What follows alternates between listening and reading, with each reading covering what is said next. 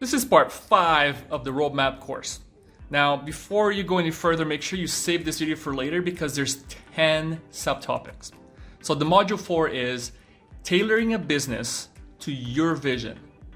And the topics, the subtopics, the courses themselves are brainstorming and evaluating your business ideas, documenting your ideas, research market growth rate, research the margins of each opportunity, market opportunities, business idea refinement, analyze the investment costs, mission and vision alignment, finalize your idea, and then ask yourself the hard questions.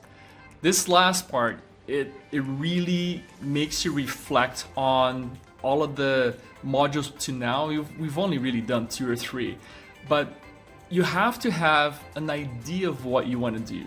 Not like all of the answers, that comes in time, but you have to have an idea of what your niche is and what you want to concentrate on, because as the course progresses, it builds on all of this kind of stuff that you're doing right now in the first 2 or 3 modules. So it's super important.